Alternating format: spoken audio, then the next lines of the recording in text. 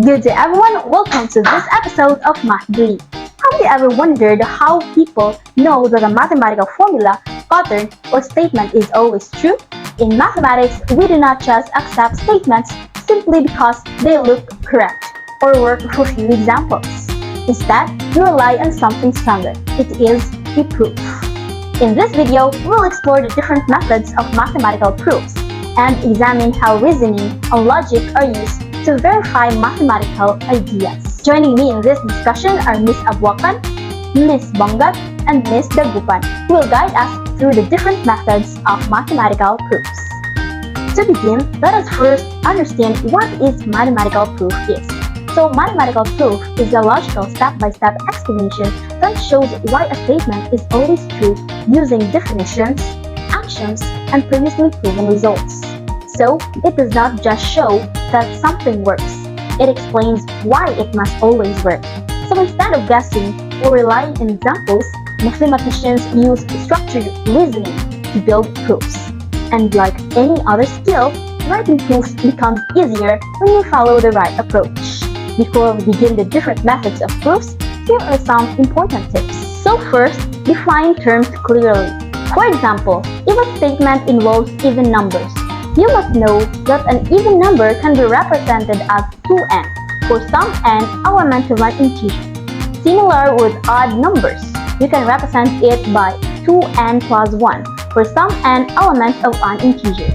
Subdefinitions are important because they become the foundation of your proof. Second is know your goal. What is given and what you need to prove. Identify what is assumed to be true and what conclusion you are trying to show. Think of it like a destination. If you do not know where you are going, you cannot choose the right path to get there. Third, do not just compute. A proof is not simply a list of calculations. It is a logical explanation written in a clear sequence of ideas. So, instead of immediately jumping into equations, guide your reasoning using words like assume that, suppose, by definition, or therefore. This helps your proof feel like a clear flow of reasoning, not just random computations. And fourth, you can work backward from your conclusion to find the right path. Ask yourself, what should a conclusion look like? What form do I need to reach that conclusion? What must be true before I can get there? It is like solving a maze by tracing the exit back to the start. Once you see the path in reverse, writing the proof forward becomes easier. So now, how do we prove something? Start with what is given. Use a valid logical steps and arrive at the conclusion. Now that we understand the basics, let us explore the different methods of proof. The first and most straightforward method is the direct proof. This method follows the form if P then Q. In this method, we begin by assuming that it is true. Then, we use definitions, actions, rules of inference, and logical reasoning to prove. For example, let us prove that the sum of two even integers is even. Then, to begin, we usually write the word proof. Then, we start with an assumption. Suppose that x and y are even integers. By definition of even integers, we can say that x is equal to 2k and y is equal to 2n for some integers k and n. Thus, adding the two expressions, we get x plus y is equal to 2k plus 2n. And then, factoring out 2, we get x plus y is equal to 2 quantity k plus n is equal to 2m, where m is equal to k plus n for some n element of integer. And since x plus y can be written as 2 times an integer, then by definition, x plus y is even. Therefore, the sum of two even integers is even. Then, we put QED or the symbol shaded square at the end of a proof to show that the statement has already been successfully proven. QED stands for the Latin phrase quod erat demonstrandum, which means which was to be demonstrated. Meanwhile, the symbol shaded square is called the Halmos symbol or the tombstone symbol, and it serves the same purpose, to mark to the end of a proof.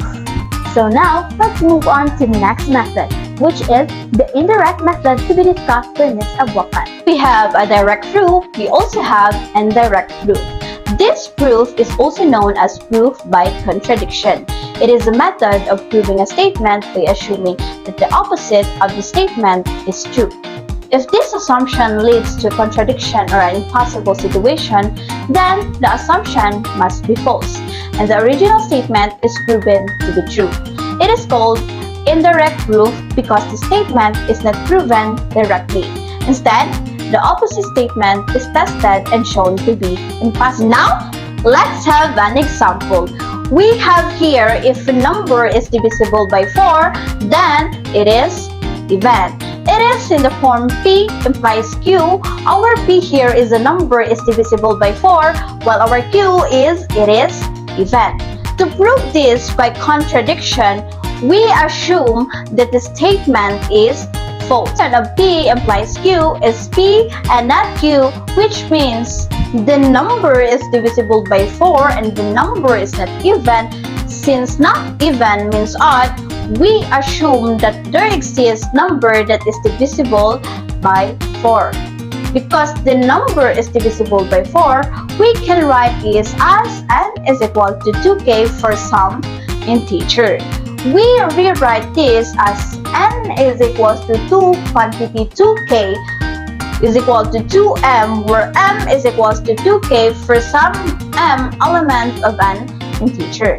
Since it is in the form 2m, which means that the number is even, but this contradicts our assumption that the number is odd.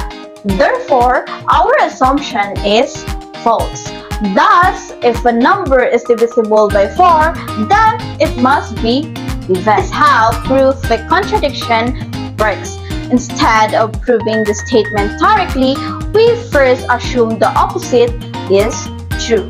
If that assumption leads us to something impossible or contradictory, then the assumption must be wrong.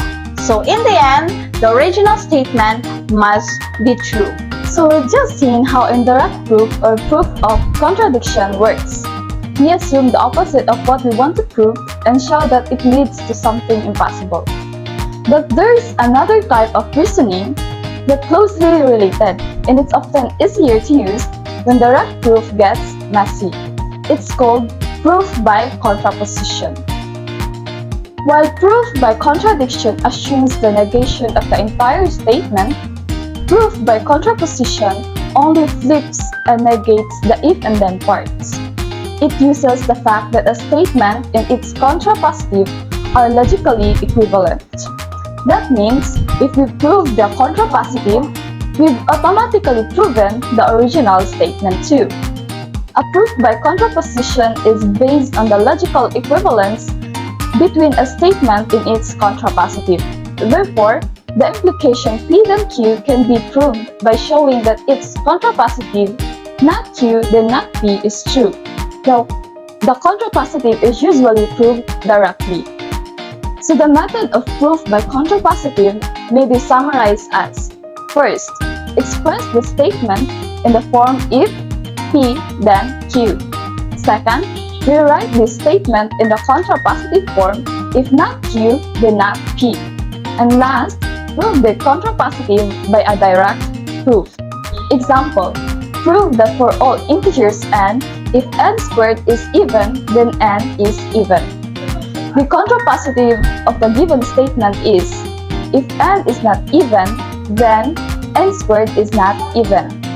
To prove, suppose n is odd, then n is equal to 2k plus 1 for some k element of integers. Now n squared is equal to 2k plus 1 squared. We have 2, 4k squared plus 4k plus 1 equal to 2 quantity 2k squared plus 2k plus 1. So we have 2r plus 1 where r is equal to the 2k squared plus 2k where k element of integers. Hence, n squared is odd. Thus, the contrapositive statement is true, so that the given statement is true. Let's move forward in our topic, which is the proof by contraexample. Unlike contrapositive, which we use to prove a statement is true. Counterexample is a method we use to disprove a statement or to show that a claim is not always true. The rule is simple. If a statement says something is true for all numbers, all values, or all cases, you only need one single example where it fits. To prove the whole statement is false. Let's have some example. All prime numbers are odd. Consider 2 as a prime number. However, 2 is even. Since we found a single counterexample where the statement fails, the claim is false. 2 is prime, but it's not an odd number, so the whole statement is wrong. This up, where contrapositive help us prove truth, counterexample is our go-to tool to show a claim is wrong. And as you've seen today, one correct example is all you need. That's all for proof by counterexample. Thank you for watching.